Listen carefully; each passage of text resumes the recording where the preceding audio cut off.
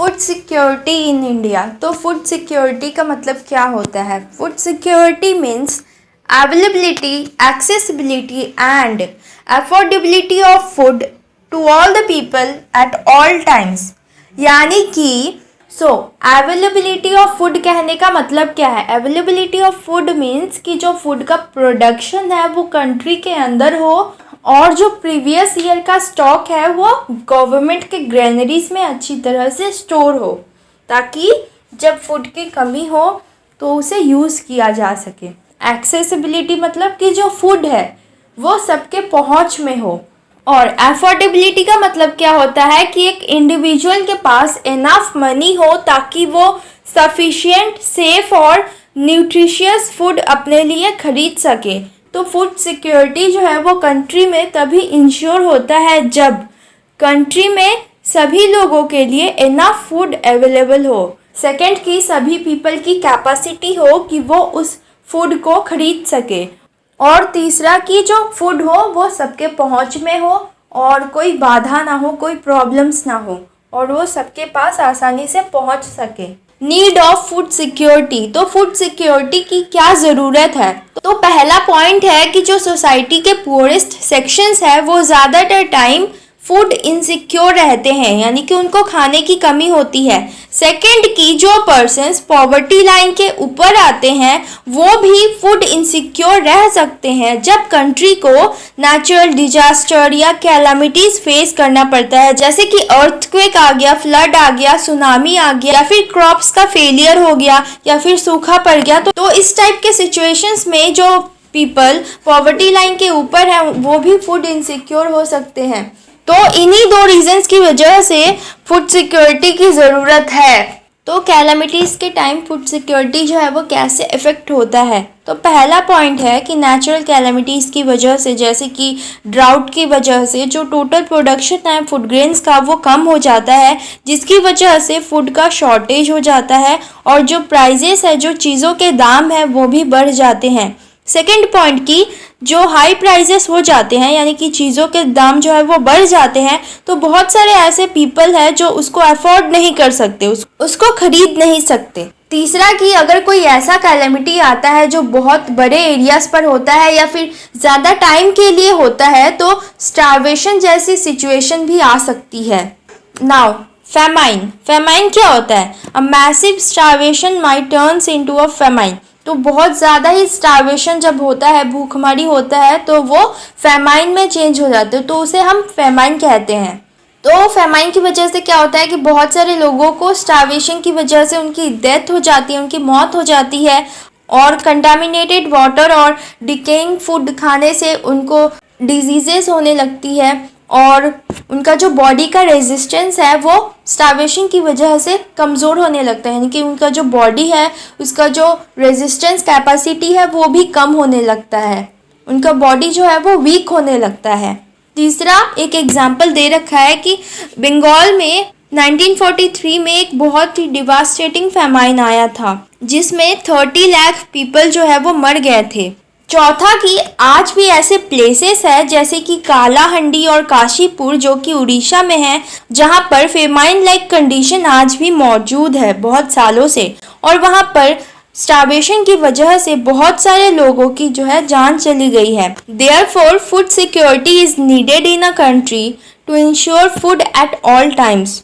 Food insecure. तो food insecure कौन कौन है? पहला कि वो ग्रुप्स जिनके पास या तो ज़मीन नहीं है या फिर बहुत ही छोटी ज़मीन है जिस पर वो खेती बाड़ी वगैरह करके अपना गुजारा कर सके। सेकंड की जो ट्रेडिशनल आर्टिसंस है, यानी कि पॉटर्स वगैरह, या फिर जो ट्रेडिशनल सर्विसेज प्रोवाइड करते हैं, या फिर जो सेल्फ एम्प्लॉयड वर्कर्स है और जो बेगर्स है, वो सभी जो है फूड इनसिक्योर ग्रुप्स है। तो थर्ड की अर्बन एरियाज में फूड इनसिक्योर फैमिलीज कौन है? वो फैमिलीज है जिनके मेंबर्स या तो बहुत ही कम सैलरी में काम करते हैं या फिर कैजुअल लेबर मार्केट में काम करते हैं। तो लार्जली वो लोग सीजनल एक्टिविटीज़ करते हैं जिसकी वजह से उनको बहुत कम वेजेस मिलता है और वो अपना सर्वाइवल के लिए भी पैसा जो है वो जितना सर्वाइवल के लिए पैसा चाहिए होता है उतना भी वो लोग जमा नहीं कर पाते हैं। Fourth की scheduled caste, scheduled tribes and some sections of OBCs who have either poor land base or very low productivity are prone to food insecure. Fifth की जो लोग नेचुरल डिजास्टर से अफेक्टेड होते हैं और वो दूसरे एरियाज में जाते हैं काम की तलाश में, वो ज़्यादातर फूड इनसिक्योर होते हैं. सिक्स्थ की a large proportion of pregnant and nursing mothers and children under the age of 5 years constitute an important segment of food insecure population. तो जो प्रेग्नेंट और नर्सिंग मदर्स होती और कुछ बच्चे जो 5 इयर्स के नीचे होते हैं वो ज़्यादातर फूड इनसिक्योर होते हैं.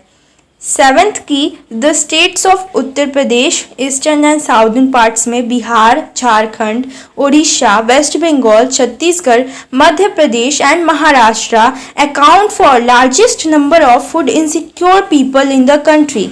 तो इन स्टेट्स में large number of food insecure people है. Now next topic is our hunger. तो हंगर जो है वो एक दूसरा एस्पेक्ट है जो कि फूड इनसिक्योरिटी को इंडिकेट करता है. हंगर जो है वो पॉवर्टी का सिर्फ एक एक्सप्रेशन नहीं है, यानी कि वो ना सिर्फ पॉवर्टी के बारे में बताता है बल्कि हंगर जो है वो पॉवर्टी को लाता भी है.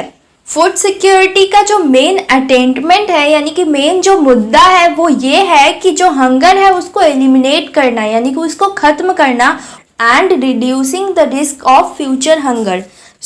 हंगर जो है वो 2 टाइप्स का होता है. पहला है क्रॉनिक हंगर और दूसरा है सीजनल हंगर. तो क्रॉनिक हंगर क्या होता है कि जो पुअर पीपल होते हैं उनकी लो वेजेस की वजह से, लो इनकम की वजह से वो अपना बेसिक नीड यानी कि जो बेसिक फूड्स है उनको भी वो खरीद नहीं पाते, अपने डाइट को मेंटेन नहीं कर पाते, तो उसको क्रॉनिक हंगर बोलते हैं.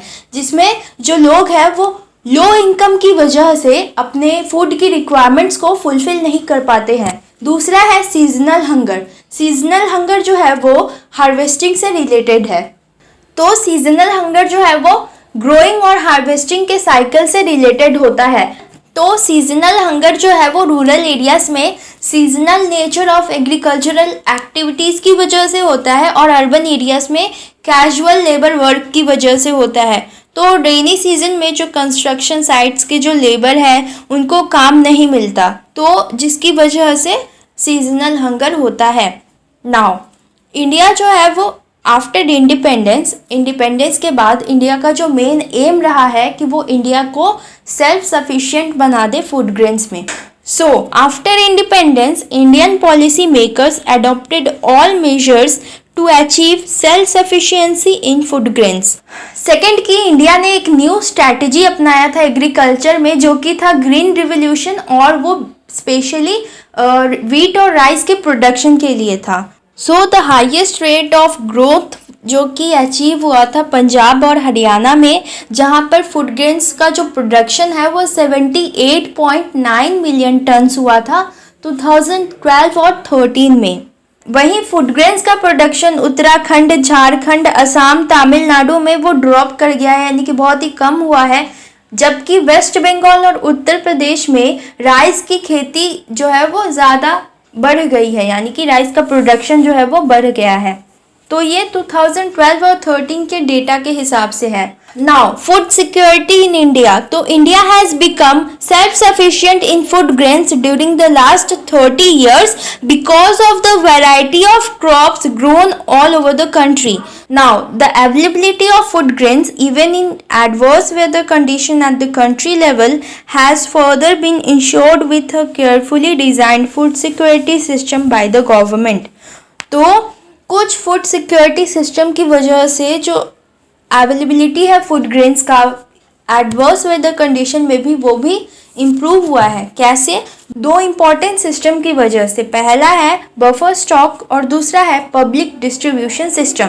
तो बफर स्टॉक क्या होता है? बफर स्टॉक वो स्टॉक ऑफ फूड ग्रेन्स होते हैं, नेमली वीट एंड राइस, जिन्हें गवर्नमेंट जो है वो खरीद लेता है थ्रू FCI, यानी कि फूड कॉर्पोरेशन ऑफ इंडिया के थ्रू वो फार्मर्स से खरीद लेता है और फिर वो उसे स्टोर करके रखता है.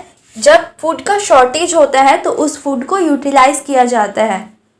तो जहाँ पर सरप्लस प्रोडक्शन होता है, यानी कि जहाँ पर ज़्यादा प्रोडक्शन होता है, वहाँ पर FCI यानी कि फूड कॉर्पोरेशन ऑफ इंडिया जो है वो राइस और वीट को फार्मर्स से खरीद लेता है. थर्ड की जो फार्मर्स होते हैं उन्हें उनके क्रॉप्स के लिए प्री अनाउंस्ड प्राइस दिया जाता है, यानी कि पहले से ही उनको अनाउंस कर दिया जाता है कि आपको क्रॉप्स के लिए इतना पर केजी वीट या राइस के लिए इतना प्राइस मिलेगा। तो उसके हिसाब से जो फार्मर्स होते हैं वो सेल करते हैं अपने क्रॉप्स को। तो इस प्राइस को मिनिमम सपोर्ट प्राइस कहा जाता है। तो ये जो मिनिमम सपोर्ट प्राइस है ये गवर्नमेंट हर साल क्रॉप्स को उगाने से पहले फार्मर्स को बता देती है ताकि वो ज़्यादा से ज़्यादा प्रोडक्शन कर सके और ज़्यादा से ज़्यादा मुनाफा कमा सके। फिफ्थ की जो गवर्नमेंट फूड ग्रेन्स को खरीदती है उन्हें ग्रेनरीज में स्टोर करके रखा जाता है। और सिक्स्थ की तो ऐसा क्यों किया जाता है ताकि इन फूड ग्रेन्स को डेफिसिट एरियाज़ में डिस्ट्रीब्यूट किया जा सके या फिर अमॉन्ग पुअर एरियाज़ में डिस्ट्रीब्यूट किया जा सके एक लोअर प्राइस से, यानी कि मार्केट का जो प्राइस है उससे कम प्राइस में डिस्ट्रीब्यूट किया जा सके। तो इस प्राइस को इशू प्राइस कहा जाता है। और ये जो फूड ग्रेन्स है ये तब काम आता है जब शॉर्टेज ऑफ फूड होता है, नेचुरल कैलामिटीज़ की वजह से या फिर एडवर्स वेदर कंडीशन की वजह से जब फूड का कमी आ जाता है, फूड का शॉर्टेज आ जाता है, तब ये फूड ग्रेन्स जो है वो काम आते हैं। नाउ पब्लिक डिस्ट्रीब्यूशन सिस्टम, तो ये जो फूड ग्रेन्स जो गवर्नमेंट खरीदती है एफसीआई के थ्रू, इसे राशन शॉप्स के through poorest section of the societies में पहुंचाया जाता है। इसे पब्लिक डिस्ट्रीब्यूशन सिस्टम कहते हैं। तो जो राशन शॉप्स है ये अब मोस्ट लोकेलिटीज़, विलेजेस, टाउन्स और सिटीज़ में आज प्रेजेंट है। तो ये जो राशन शॉप्स है इन्हें फेयर प्राइस शॉप्स भी कहा जाता है, जो कि अपने पास food grains, sugar, kerosene, oil etcetera रखती हैं ताकि इन आइटम्स को वो लोगों को मार्केट प्राइस से कम प्राइस में सोल्ड कर सके। तो वो मार्केट प्राइस से कम प्राइस में लोगों को चीज़ें बेचती हैं। Now due to high incidence of poverty level, जैसा कि NSSO ने रिपोर्ट किया था, तो 3 important food intervention programmes launch हुए थे, जो कि है पब्लिक डिस्ट्रीब्यूशन सिस्टम, दूसरा है इंटीग्रेटेड चाइल्ड डेवलपमेंट सर्विसेज जो कि इंट्रोड्यूस हुआ था 1975 में ऑन एन एक्सपेरिमेंटल बेसिस, और तीसरा है फूड फॉर वर्क जो इंट्रोड्यूस हुआ था in 1977 and 1978। So next topic is our poverty alleviation programmes. तो आजकल बहुत सारे पॉवर्टी एलिविएशन प्रोग्राम्स हैं जो कि ज़्यादातर रूरल एरियाज़ में हैं। प्रोग्राम्स जैसे कि PDS यानी कि पब्लिक डिस्ट्रीब्यूशन सिस्टम और mid day meal etcetera are food security programmes. तो ये सभी जो है वो फूड सिक्योरिटी प्रोग्राम्स है। तो ज़्यादातर जो पॉवर्टी एलिविएशन प्रोग्राम्स होते हैं वो फूड सिक्योरिटी को एनहांस करते हैं। नाउ एम्प्लॉयमेंट प्रोग्राम्स जो होते हैं वो फूड सिक्योरिटी को ज़्यादा कंट्रीब्यूट करते हैं। कैसे? By increasing the income of the poor. तो जो पुअर पीपल हैं उनके इनकम को इंक्रीज़ करके फूड सिक्योरिटी को जो एम्प्लॉयमेंट प्रोग्राम्स है वो ज़्यादा कंट्रीब्यूट करते हैं। Now current status of public distribution system. तो पब्लिक डिस्ट्रीब्यूशन सिस्टम जो है वो एक मोस्ट इम्पॉर्टेंट स्टेप है जो कि गवर्नमेंट ऑफ इंडिया ने लिया था towards ensuring food security. Now beginning में जो कवरेज था पब्लिक डिस्ट्रीब्यूशन सिस्टम का वो यूनिवर्सल था, यानी कि कोई भी डिस्क्रिमिनेशन नहीं था between poor and non poor. तो 1992 में रिवैम्प्ड पब्लिक डिस्ट्रीब्यूशन सिस्टम जो है वो इंट्रोड्यूस हुआ था कंट्री के पूरे 1700 ब्लॉक्स में, यानी कि 1700 ब्लॉक्स में, ताकि वो पब्लिक डिस्ट्रीब्यूशन सिस्टम के बेनिफिट्स को रिमोट और बैकवर्ड एरियाज में प्रोवाइड कर सके। तो from June 1997 in a renewed attempt targeted public distribution system was introduced to adopt the principle of targeting the poor in all areas। तो सारे areas में पुअर को टारगेट करने के लिए टारगेटिंग पब्लिक डिस्ट्रीब्यूशन सिस्टम जो है वो इंट्रोड्यूस हुआ था। तो ये फर्स्ट टाइम था जब एक डिफरेंट प्राइस पॉलिसी अडॉप्ट हुआ था पुअर के लिए और नॉन पुअर के लिए, अलग अलग प्राइस पॉलिसी अडॉप्ट हुए थे। In the year 2000 2 special schemes launch हुए थे। पहला है अंत्योदया अन्न योजना और दूसरा है अन्नपूर्णा स्कीम। तो ये 2 स्कीम्स है जो कि टारगेट करते हैं पुअरेस्ट ऑफ द पुअर को और इंटीजेंट सीनियर सिटीजन्स को। Now merits of the public distribution system या एडवांटेजेस क्या है पब्लिक डिस्ट्रीब्यूशन सिस्टम का। तो बहुत सारे ईयर्स में जो पब्लिक डिस्ट्रीब्यूशन सिस्टम है उसने प्रूव किया है कि पब्लिक डिस्ट्रीब्यूशन सिस्टम जो है वो एक इफ़ेक्टिव इंस्ट्रूमेंट है इन स्टैब्लिशिंग प्राइजेस लगाना और फूड को कंज्यूमर्स तक पहुंचाना उतने ही रेट में जितना वो अफोर्ड कर सके, उन प्राइजेस में पहुंचाना जितना वो अफोर्ड कर सके। दूसरा कि उसने वाइड स्प्रेड हंगर और फेमाइन को अवॉइड किया है। कैसे? By supplying food from surplus region of the country to the deficit one, यानी कि कंट्री के जिस रीजन में सरप्लस प्रोडक्शन होता है, ज़्यादा प्रोडक्शन होता है, वहाँ से फूड ग्रेन्स लेकर और जहाँ पर बहुत कम प्रोडक्शन हुआ है उस रीजन में पहुँचाता है। तो जैसा कि मैंने आपको बताया था कि जो गवर्नमेंट है वो फार्मर्स को प्राइजेस बता देती है उनके खेती से पहले ही कि आपका ये रेट रहेगा और आप अपने वीट और राइस या फिर अपने जो ग्रेन्स है उसको इस रेट में सेल कर सकते हैं, तो वो पहले से बता देती है। तो इसकी वजह से जो फार्मर्स है वो अपना ज़्यादा प्रोडक्शन कर सकते हैं और उनका जो इनकम है उसका एक सिक्योरिटी भी रहता है। Now demerits of public distribution system. अब डिसएडवांटेजेस या चैलेंजेस क्या है पब्लिक डिस्ट्रीब्यूशन सिस्टम का? तो पहला है कि हमारे कंट्री से जो हंगर है वो आज भी ख़त्म नहीं हुआ है। आज भी बहुत सारे लोग हैं जो भूखे रहते हैं, डिस्पाइट कि हमारे जो ग्रेनरीज है उसमें ग्रेन्स जो है, जो अनाज है वो भर भर के रहता है। इसके बावजूद भी बहुत सारे लोग जो है वो भूखे रहते हैं, क्योंकि जो FCI गोडाउन्स है उनमें ग्रेन्स तो रहता है लेकिन बहुत सारे ग्रेन्स जो है वो सड़ जाते हैं, ख़राब हो जाते हैं और कुछ को चूहे जो है वो खा लेते हैं। दूसरा कि वाटर का ज़्यादा यूटिलाइजेशन की वजह से इन्वायरमेंट जो है वो डिग्रेड हुआ है और जो वाटर लेवल है वो बहुत ही नीचे चला गया है और बहुत सारे स्टेट्स में सस्टेनेबिलिटी जो है एग्रीकल्चरल डेवलपमेंट में वो भी बहुत ज़्यादा ही थ्रेटन हुआ है, इफ़ेक्ट हुआ है। तीसरा कि जो पब्लिक डिस्ट्रीब्यूशन डीलर्स है वो क्या करते हैं कि वो ग्रेन्स को ओपन मार्केट में सेल कर देते हैं ज़्यादा प्रॉफिट कमाने के लिए। चौथा कि जो डीलर्स होते हैं वो बहुत ही ख़राब क्वालिटी का ग्रेन्स जो है वो राशन शॉप्स में बेचते हैं। पांचवा कि वो राशन शॉप्स को इरेगुलर टाइम्स पर खोलते हैं। तो जो कार्ड्स होते हैं, राशन कार्ड्स, वो 3 तरह के होते हैं। एक होता है अंत्योदया कार्ड्स जो कि पोरेस्ट ऑफ द पुअर के लिए होता है। दूसरा होता है BPL कार्ड्स यानी कि बिलो पॉवर्टी लेवल, जो कि पॉवर्टी लाइन से जो नीचे आते हैं उनके लिए होता है। और एक होता है APL कार्ड्स यानी कि अबव पॉवर्टी लेवल। तो जो प्राइस होता है APL फैमिली के लिए यानी कि अबव पॉवर्टी लाइन फैमिलीज़ के लिए वो ऑलमोस्ट ओपन मार्केट के प्राइस से ज़्यादा होता है या फिर ओपन मार्केट के प्राइस जितना ही होता है। तो ये कुछ चैलेंजेस या फिर डिसएडवांटेजेस है पब्लिक डिस्ट्रीब्यूशन सिस्टम का। Now role of cooperatives in food security. तो जो कोऑपरेटिव्स है वो बहुत ही ज़्यादा इम्पॉर्टेंट रोल प्ले करते हैं फूड सिक्योरिटी में, स्पेशली सदर्न और वेस्टर्न पार्ट्स ऑफ इंडिया में। तो जो कोऑपरेटिव सोसाइटीज़ है वो अपना शॉप्स जो है वो सेटअप करती है और वो अपने गुड्स को लो प्राइजेस में सेल करती है पुअर लोगों को, गरीब लोगों को।